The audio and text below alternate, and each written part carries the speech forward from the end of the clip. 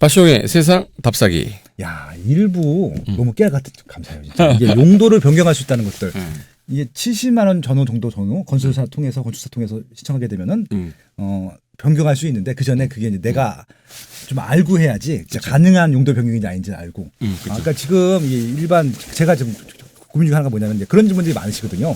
아파트 좋은 거 누가 모르냐, 비싸서 그렇지. 난 단독 다세대 빌라 쪽에 살고 있는데 여기서도 조금 이렇게 좀 밸류업을 할 수 있는 것들 올릴 수 있는 게 뭐냐라고 하는데 이게 나라가 해줄 수 있는 게 아니잖아요. 스스로 밸류업을 할 수 있다라고 하면은 이런 용도 변경은 굉장히 큰 그런 것들이네요. 그 최근에 제가 이제 한 분을 컨설팅 한번 해드렸는데 부산에 있는 분인데 그 주거 단지가 그러니까 300m 정도가 다 주거 지역이에요. 주거 지역인데 이분 아이템이 너무 좋아서 음식점인데 직원들이 금방 그 주방장 없이 내가 한 2시간 정도만 교육해도 체인점으로 해가지고 음식을 바로 만들어낼 수 있는 그런 음식점을 하는데 인건비를 많이 줄일 수 있고 그런 좀 약간 맛집이다 보니까 그 300m 정도 되는 그 거리 중간쯤에 단독주택이 되게 싸게 나온 거예요. 그래서 그걸 이제 용도 변경을 한 거죠. 말 그대로 이제 거기가 2종 1만 주거였어요. 거기도. 그래서 음식점을 변경한 거지. 예를 들어서 돈가스 집으로 바꾸겠다. 그래서 돈가스 집으로 바꿨는데 일반 음식점이거든요. 그러니까 주류 판매가 되는 업종을 일반 음식점이라고 하고 주류 판매가 안 되는 업종은 휴게 음식점이라고 그래요. 그러면 내가 커피숍을 하겠다 그러면 휴게 음식점으로 등록을 해야 되는데 그게 1종 근린생활시설이에요. 근데 내가 일반 음식점으로 하겠다 그러면 주류 판매가 되기 때문에 이제 2종 근생으로 용도를 정하는 거거든요. 간단한 맥주 같은 거 할 수 있겠네요. 그럼 이제 돈가스 집은 술도 팔 수 있어야 되잖아요. 그렇죠. 맥주가 있어야죠. 그래야 공항이 맞지. 그렇죠. 와인도 먹을 수도 있고. 그래서 2종 근생으로 이제 용도 변경을 하고 그래서 인테리어를 본인이 다 했어요. 본인이 다 해서 최소의 금액으로 한 200인가 500밖에 안 들었어요. 잘 올 때 사다가 잘 붙였구나. 제 주변에도 그런 분 아직도 많아요. 근데 그분이 하고 난 다음에 장사가 좀 잘 돼서 줄 서니까 옆집에 슬슬 또 옆집에 이제 누가 이제 이 정도 잘 되면 우리도 용도 변경 해볼까? 그러니까 그런 사람들이 들어오면 여기가 또 맛집거리가 되는 거잖아요. 그렇죠. 그렇게 계속 상권이 바뀌는 거죠.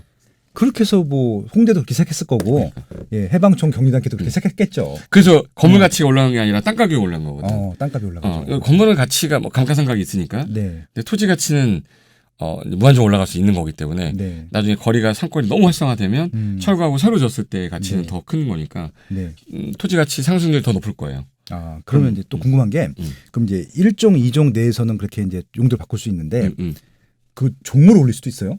그건 안 돼요. 그건 안 돼. 그건 이제 용도 지역을 바꾸고 싶으려면 이제 도시계획이라는 걸 바꿔야 되는데. 그렇죠. 시에서 도시관리계획을 짜는 거는 이제 5년마다 타당수검토를 하거든요. 그러니까 한 번 바뀌고 나면은 거의 뭐 5년 동안은 거의 안 바뀐다고 보셔야 돼요. 그럼 뭐 개인이 건의해서 바꿀 수 있는 건 아니라 절대 아니에요. 지자체에서 특별한 목적에 의해서 예를 들어서 뭐 크게 개발을 해야 된다. 뭐 지구단위 계획으로 묶은다고. 그렇죠. 지구단위 계획으로 해서 뭐 뉴타운을 개발하게 되기 때문에 여기는 뭐 상업시에 들어가야 되는데 용도가 상업시 아니면 상업시를 못 넣는 거니까 그런 건 바꿀 수 있는 거죠. 그렇죠. 그럼 최근에 그 서울시 계획 그거 보완하면서 박원시장들이 역세권 지역들 주로 뭐 이렇게 준주거적으로 바꿔준다. 그런 것들은 이제 시에서 해주는 거죠. 그럼 거기 갖고 있는 분들은 갑자기 그냥 용도 바뀜으로써 올라간 거죠. 토지 가격이 확 올라가는 것들이죠. 토지 가치가 예를 들어 용적률만 비례한다고 그래도 2종 일반주거 용적률이 200%예요. 근데 이제 준주거로 바뀌면 400%잖아요. 2배가 되는 거예요. 10억짜리가 그냥 20억 되는 거고 100억이 200억 되는 거잖아. 그러니까 법 하나에서 용도적 하나 바꾸는 걸로 재산 가치가 올라가는 거니까 엄청나게 수익 생긴 거죠. 또 이번에 그 동부권 지역들 같은 경우는 대부분 다 강남권은 거의 안 바뀌어주고 그렇게 좀 취약한 지역들을 많이 준주거적으로 바꿔주더라고요. 맞아요. 그걸 좀 미리 알 수 있으면 좋은데 이게 도시계획은 항상 비밀 누설 발설 금지 원칙이 있어서 그 계획 자체를 미리 발설하지 않고 공고라든지 지자체 공보를 통해서 공고를 하는 걸 제외하고는 그거를 이제 얘기할 수가 없어요. 당연히 모르는데 딱 보면 뻔할 거 아니에요. 왜냐면 역세권이어야 되니까 역세권 지역은 딱 정해져 있으니까. 그렇지. 지도 보면 그게 지금 이제 준주거가 아닌데 2종인데 뭐 3종인데 그 사놓고 있으면 바뀌면은 그냥 그런 것들이야. 그러니까 뭐 우리가 정보를 미리 빼내자는 게 아니라 입지를 자꾸 잘 알고 있고 이것들은 이제 변경될 수 있다는 것들만 알고 있다라고 하면은 하나의 좀 투자 포인트도 될 수 있는. 그거 어떻게 보냐면 이건 되게 포인트인데 예를 들어서 예를 하나 들어주면 청담역 가면요. 청담역 7호선. 7호선. 청담역이 딱 진짜 비싸잖아요. 제일 비싼 집 삼성동 바로 옆이니까. 삼성이니까. 근데 청담역 딱 내리면 경기고등학교하고 청담역 사이가 이게 일종 전용주거예요. 그렇죠. 전용주거예요. 전용주거죠. 아무것도 못하는. 걔는 분명히 2종 일반주거로 바뀌거나 1종 일반주로 바뀔 땅이거든. 삼성역 가까우니까 GBC 가깝고. 그리고 이제 바로 앞에 아이파크? 아이파크. 길 건너편에. 네. 삼성동 아이파크 건너편인데 거기가 예. 일종 전용 주거인데 네. 전용 주거가 만약에 일종 일반 주거라면 2배 정도 올라요. 그렇죠. 지금 평당 5천만 원 정도 하는데 네, 지금도 비싸긴 해요. 근데 더 비싸진다. 그렇지. 1억 정도로 바뀌는 거니까. 거기 아마 주민들이 안 팔 거예요. 잘 매물도 없죠. 뭐. 거기는 워낙 좋아요, 살기가.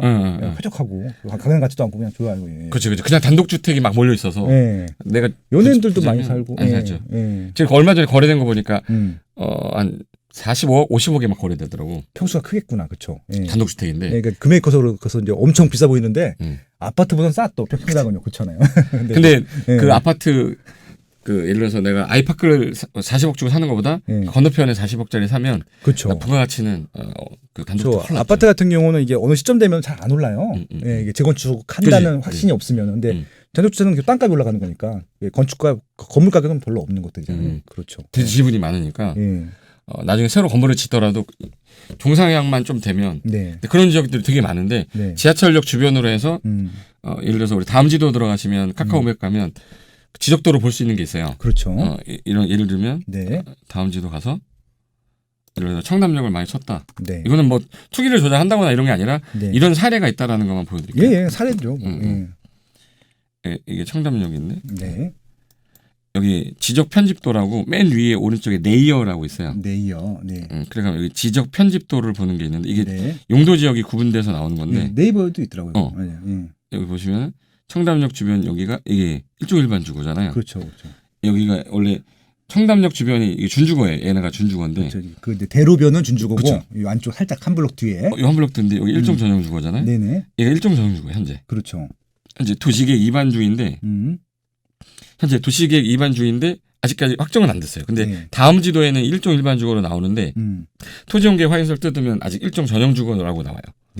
그래서 얘는 토지 가치 자체가 이게 오른쪽 마우스 누르면 여기 주소가 나오거든요. 그 주소 기억해서 복사해서 토지용계 확인서는 그 루리스라는 국토교통부 사이트로 들어가서 루리스 토지 이용 규제 정보 서비스라는 겁니다.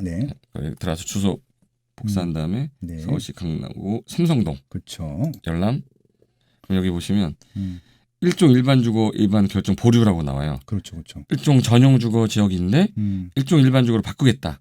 근데 아직 결정이 안 된 상태라 현재는 일종 전용 주거 가격으로 거래가 되는데 얘가 지금 현재는 그 상태인데 거래된 개별 공시가만은 현재 제곱미터당 760이잖아요. 재산세 부과되는 그게 기준인 거죠? 그렇죠. 그러니까 1제곱미터당 700만 원, 760이면 평당 7320에 한 2,500. 그렇죠. 개별 공시가만 2,500인데 시세는 한 평당 한 5천 정도 할 겁니다. 2배 곱하면 되죠. 뭐. 토지는 그 정도 되니까. 벨리맥 가서 한번 볼까? 벨리맥 가서.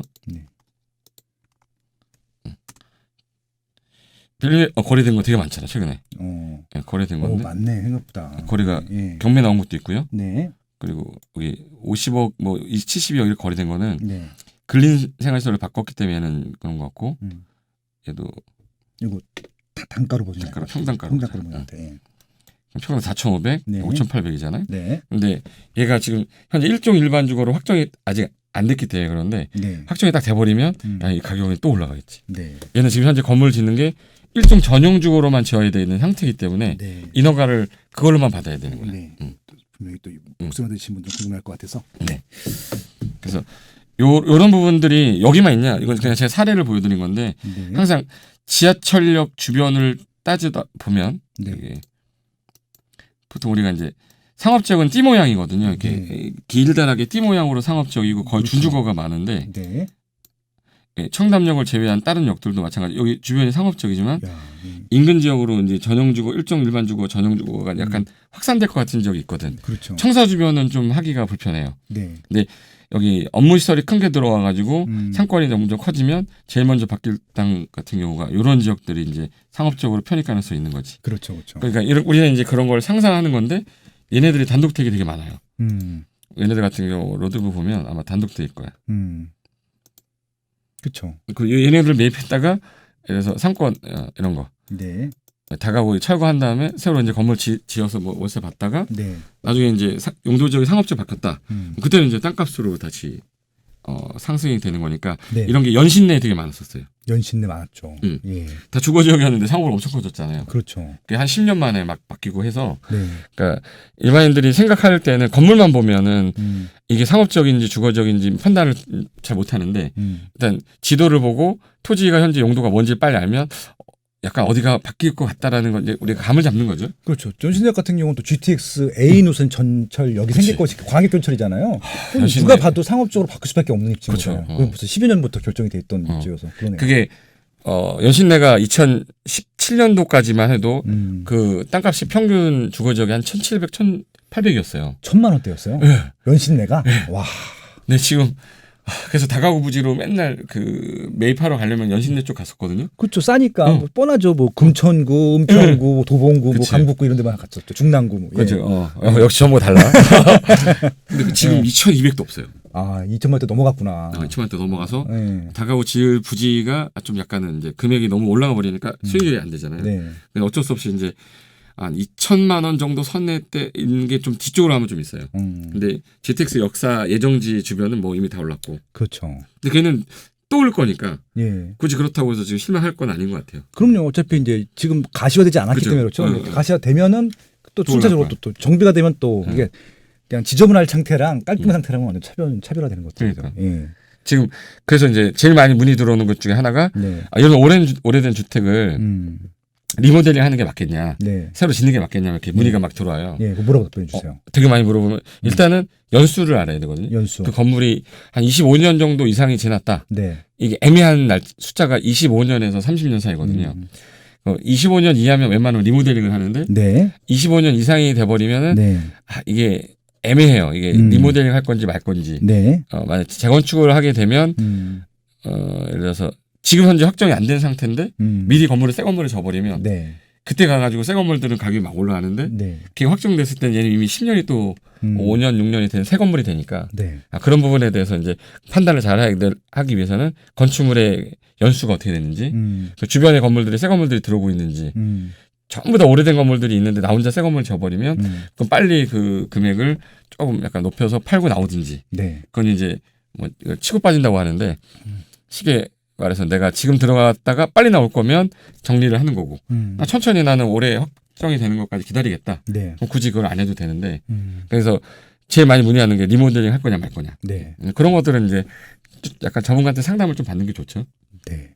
아무튼 서울도 많이 오르긴 했지만 아직도 기회가 있고 생각보다 강남이 좀 비싼 거지. 그렇죠. 지혜 지역들은 지금 다른 지역들은 많이 올랐는데도 그래도 2천만 원대면 강남 위험만 좀 투자할 수 있는 여지가 있는 것들이 있다. 그렇죠. 절반이니까. 예. 그래서 아무튼 투자는 지금 서울 같은 경우는 변화하고 계속 또 이렇게 좀 전철역도 생기기도 하고 뉴타운도 진행되기도 하기 때문에 좀 노려볼 입지가 좀 많다라고 말씀드릴 수 있을 것 같습니다. 그렇죠. 근데 문제는 뭐냐면은 많은 분들이 질문을 또 이렇게 해요.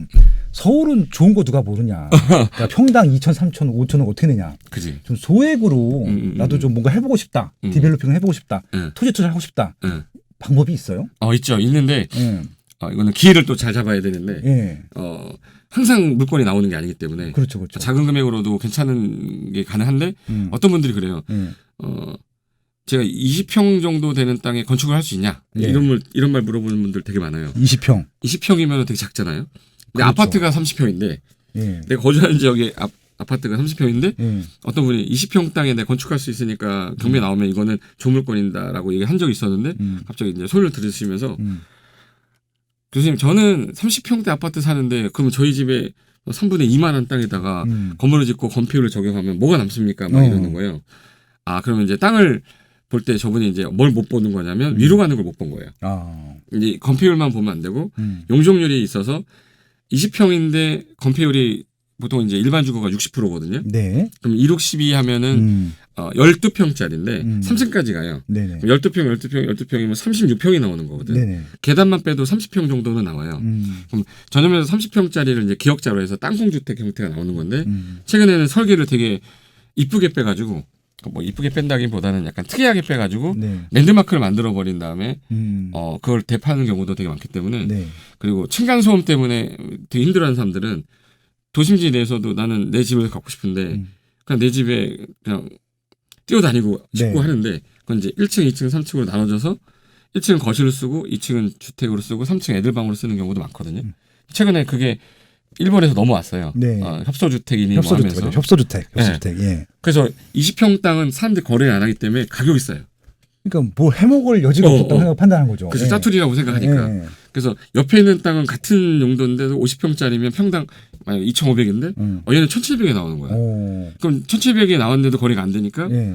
어떤 사람들은 더 이상 낮출 데가 없다고 생각하는데 1,600에 나왔어.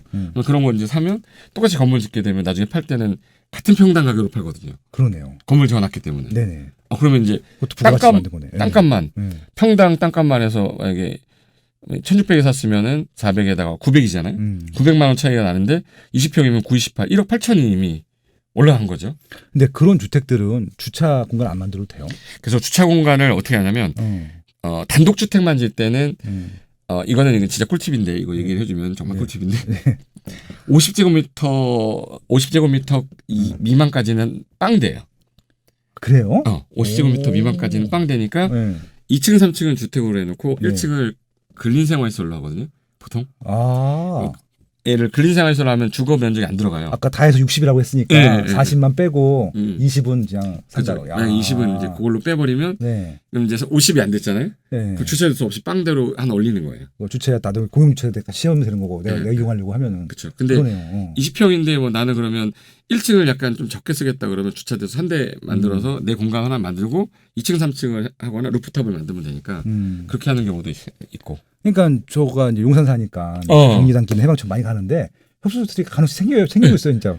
정말 말도 안 되는 면적인데 올리더라고요. 그래서 그래서 저 주차를 어떻게 해석해라 했더니 그런 방법이에요. 그러니까 생각해보니까 1층이 상가로 만드는 것 같더라고요. 이게 살고 그냥. 이게 돈이 되거든. 1층 상가를 못 빼면 이게 지나가는 상권인데 1층에 상가를 못 빼고 주택을 넣었다. 아니면 피로티로 빼가지고 거기를 공간을 날려버렸다. 그럼 수익률이 안 나오잖아요. 그렇죠. 어떻게든 주차 대수를 줄일 수 있는 방법으로 가야 되니까 1층을 상가, 2층을 주택으로 해서 빵대 맞추는 거지. 어차피 이제 거기는 상가가 좀 안 돼도 뭐 윈도우 조금 받으면 되니까. 그치. 들어올 수 있는 업종이 있겠죠. 어차피 주차 대수 안 하는. 그렇죠. 사람들이 많지 않으니까. 그러네요. 그러면 이제 그 도심 내에서 짜투리장 이용해서 좀 싸게 구매하는 것도 있는데, 좀 시골에 토지를 투자하고 싶어요. 예, 뭐 농지연금이라는 얘기도 있고. 근데 이제 제가 궁금한 게, 뭐 농지든 토지든 밭이든 논이든 해가지고 거기다가 그건 좀 넓을 거 아니에요. 내 집을 지을 수 있어요? 있어요. 근데 용도가 다를 거 아니에요. 집은 또 대지에다 지어야 되는 거잖아요. 근데 논인데 지을 수 있어요? 이게 이제 가장 일반인들한테 제일 말하고 싶은 건데 우리나라에 지목이라는 게 지목 그렇죠. 28개가 있어요. 그렇죠. 28개 중에 건축을 할 수 있는 형질을 가졌다고 하면 보통 대, 뭐 공장 용지 장, 그렇죠. 뭐 학교 용지 학, 종교 용지 종, 뭐 이런 것들은 이제 옛날에 건축물 나도 그렇게 한자씩 외웠어. 기억나네.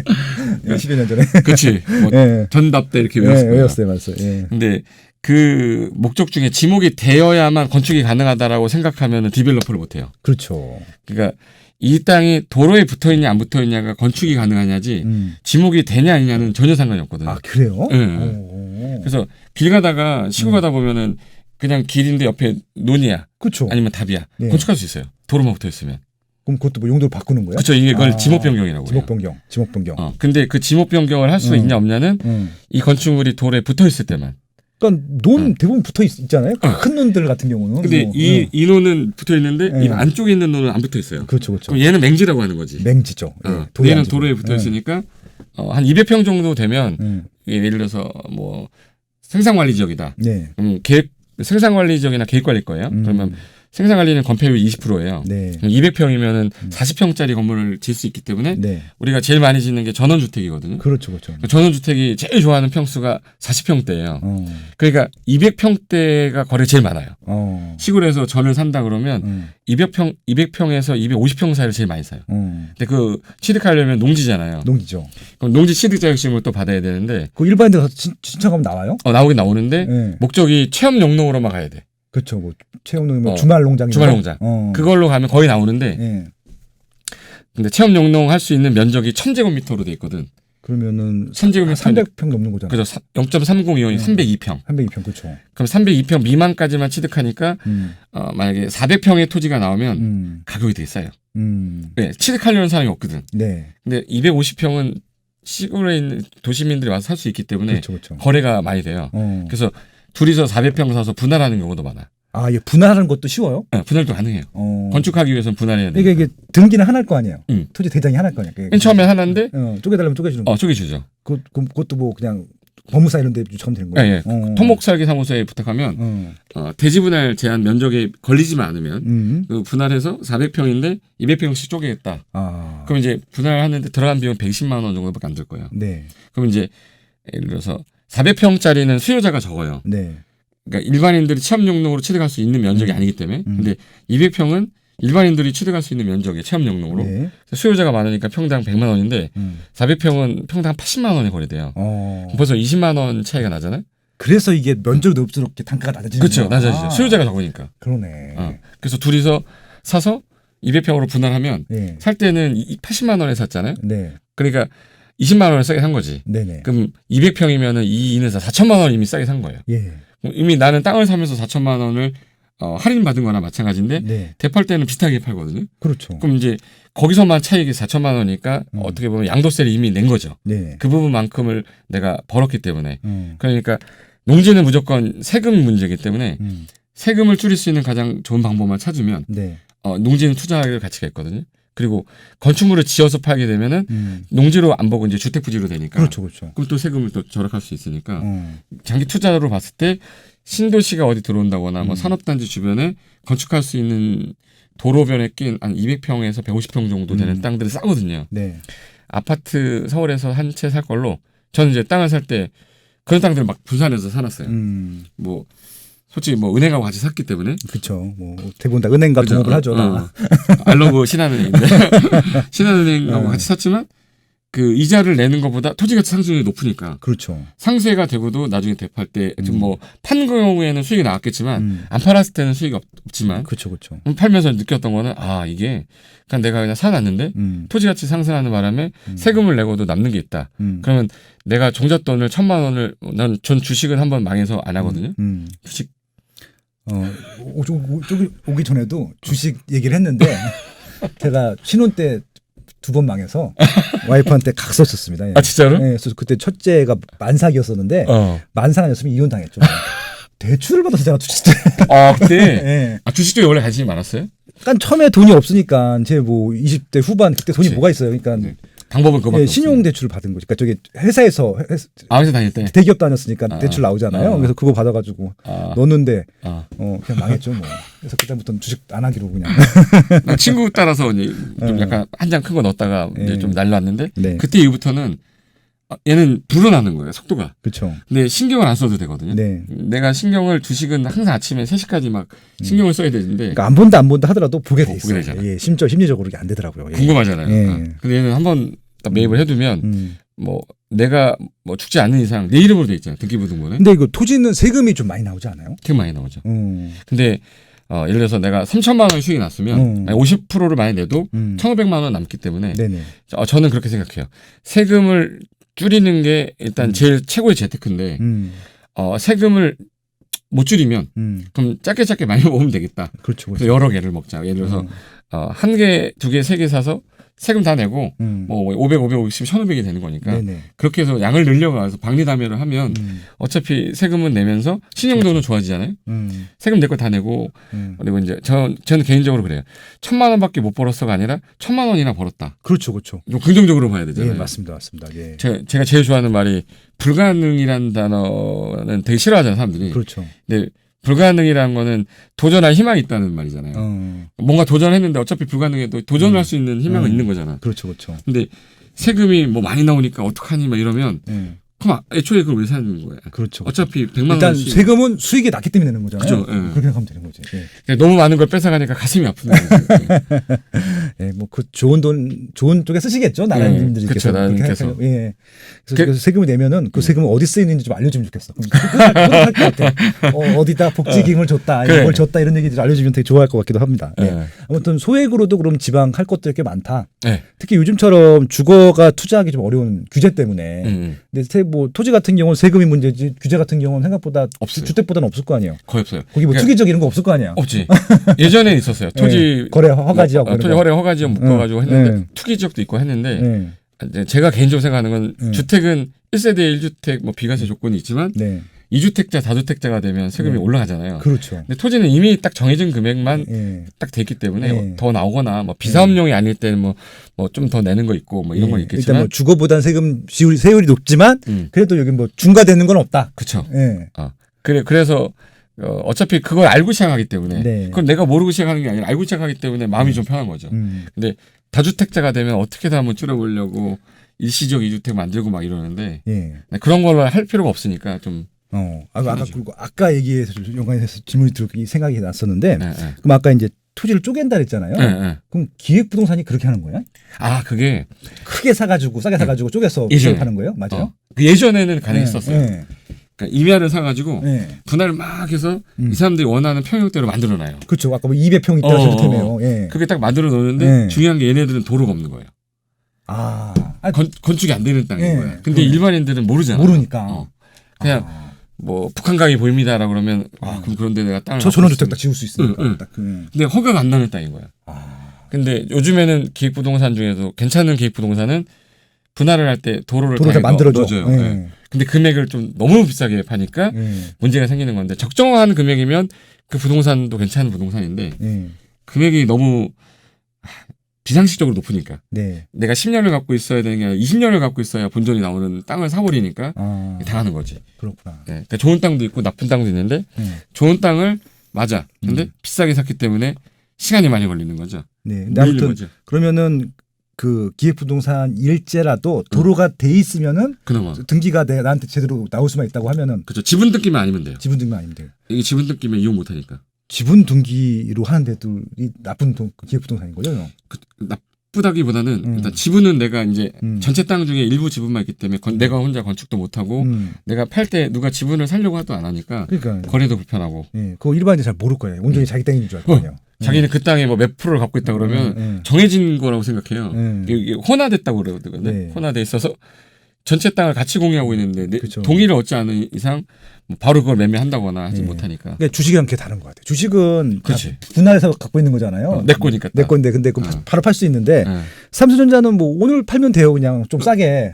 근데 이 토지 같은 경우는 싸게 내놔도 안 팔리는 경우가 거래가 쉽지 않으니까. 그렇죠. 이건 가격이 중요한 게 아니잖아요. 근데 그 아까 전에 형님 말씀한 것처럼 이게 그냥 도로만 붙어 있어야지만 건축물 지을 수 있긴 한데 이게 현황도로 있어요. 도로는 지적도상이 없는데 현황상 도로를 만들어 가지고 허가 나는 땅들도 있어요. 그래서 우리 경매물건으로 나오면 지적도를 딱 봤을 때 도로가 안 붙어 있으니까 이게 대지 가격인데 그러니까 도로에 안 붙어 있어서 맹지예요. 맹지인데 그래서 감정평가가 싸. 근데 가서 보면 현황 도로가 있는 거야. 있었어. 그러면 걔는 또 건축이 되는 땅일 수 있거든요. 그걸 확인하는 건 이제 또 조례 확인하면 되는데 이 땅은 건축이 된다 안 된다 내가 확인할 수 있는 방법이 또 있어요. 확인한 다음에 이거 건축이 되네. 근데 맹지 가격으로 나왔어. 그럼 내가 그걸 사서 대지 가격으로 팔면 이거는 이제 딱 정해진 건 아닌데 똑같은 땅인데 얘가 대지고 맹지면 대지 같은 경우가 1억이면 맹지는 3분의 1 가격이에요. 그러니까 3,300 정도. 그렇죠. 3,300으로 사서 1억에 팔 수 있는 거예요. 그런 땅들도 많은 거지. 이것도 밸류업이네. 모르는 사람들은 그냥 모르는 거고. 그러니까 토지 경매 하시는 분들 중에서 그런 것만 골라서 하시는 분도 있고. 야, 또 이분은 이런 또 토지에 대해서 깨야 할 팁들. 이게 좀 도시 내 토지뿐만이 아니라 도시에 있는 토지를 싸게 사는 것도 있지만 이 도시적이 아닌 지역에서도 우리가 좀 이렇게 기획부동산까지 한번 또 면밀히 활용할 수 있는 것들을 했습니다. 40분이 넘어서. 그랬어요? 시험 많이 다음에 한번 더 모실게요. 이게 워낙 콘텐츠가 많으니까. 하게 많은데. 누르면 나오네, 그냥. 아무튼. 형님 불러주시면 언제든 가겠습니다. 마지막으로 지금 굉장히 많이 경제적으로 어려워하시는 분들이 많고요. 특히 이제 특히 지금 상가 쪽. 너무 힘드시죠. 상가 오너분들도 힘들고. 맞아요. 상가 그 안에 임차인분도 힘들고 다 힘들어. 솔직히. 깎아줘도 힘들고 서로 힘들잖아요. 그리고 지금 말씀하신 대로 또. 근데 또 돈들은 또 지금 막 넘쳐나고 있거든요.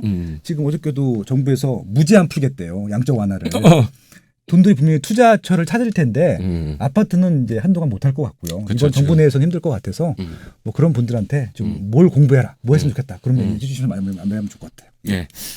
이제 저는 이제 제일 많이 했던 게 저 재건축 재개발을 주로 많이 하다가 제가 이제 토지 쪽으로 넘어오면서 제일 느낀 건데 이 부동산 시장이 약간 움직이잖아요. 네. 움직이다 보니까 저는 아파트만 맹목적으로 하시는 분들은 아파트만 하시고 어떤 분들은 재개발만 하시는 분은 그 재개발만 맹목적으로 하시고 하는데 시장이 죽어버렸을 때 갑자기 내가 할 일이 없어지는 거야. 그래서 임대 관리하던 사람이 갑자기 경기가 안 좋아지거나 뭐 하면 그 자기 하던 업무만 하던 사람이 갑자기 일이 없어지면 코로나 때문에 제가 강의를 하던 사람인데 갑자기 강의를 못해. 집단으로 모아놓지를 못해. 맞아요. 그러니까 강의를 못하니까 내가 뭘 해야 되지? 대안으로 이제 라이브 방송을 하고 예. 이렇게 했는데 온라인 하면 되니까. 네, 그렇죠. 그래서 투자도 저는 항상 시기가 안 좋으면 빨리 갈아타야 되는 걸 해야 된다고 생각하기 때문에 네. 아파트 투자를 하던 분들은 조금 약간 그럼 주택, 단독주택이나 내가 조그만 금액으로도 소액으로도 할 수 있는 게 한 2, 3억 대는 할 수 있는 게 많아요. 아파트도 솔직히 서울은 소액이 아니잖아요. 네. 거액이잖아요. 근데 그거보다 작은 금액으로도 좀 약간 분산해서 할 수 있는 것들이 있는데 그게 뭐 도심지 내 토지의 짜투리 땅이라든지 아니면 내가 만약에 농사를 좀 지면서 자연하고 좀 쉬면서 어느 순간 땅값이 올라갈 수 있는 그런 지역 땅들을 찾아보는 것도 저는 임장 되게 좋아하는데 세상에 아무 사람도 없는데 나 혼자 가서 땅 보면서 이게 약간 여유를 느낄 때도 되게 좋더라고. 네. 그런 쌍막한 공간에서 토지도 좀 보러 다니시면서 대한민국에 나한테 이런 내 땅이 있다. 저는 이제 26살인가? 26살에 제가 그때 땅을 처음 파주에서 땅을 사봤는데 이건 좀 그런데 그때 당시에는 제가 담배를 되게 많이 필 때였는데 담배를 딱 피고 담배를 딱 던졌을 때였거든요. 발로 내가 끄는데 너무 기분이 좋은 거야. 내 땅에. 내 땅이니까. 그런 기분을 한번 느끼면 예. 힐링도 좀 되고 네. 너무 큰 땅 아니라 뭐 네. 20평, 50평 되는 땅도 많으니까 네. 그런 땅들 한번 사보면서 네. 내가 전환을 좀 한 번씩 해보는 노력을 하는 것도 좋을 것 같다. 그런 생각이 좀 들었습니다. 너무 재밌네요. 내 땅에 내 담배꽁초 보는데 누가 뭐라고 할까? 기분이 너무 좋은 거야. 알겠습니다. 아무튼 건강하신 게 제일 중요하고요. 좀 다양한 이 투자 공부들도 해보시면 좋겠다는 말씀을 드리고 싶고요. 이제 아파트보다도 또 다른 것들도 많으니까 이번 기회에 한번 좀 공부해 보시는 것도 좋은 시간이 되지 않을까. 네, 아무튼 자주 나오셔갖고요. 네. 좋은 말씀 좀 부탁드리겠습니다. 언제 불러주시면. 네. 박 형님이 불러주시면 되죠. 네, 건강하시고요. 예. 또 뵙겠습니다. 예, 고맙습니다. 고맙습니다. 네.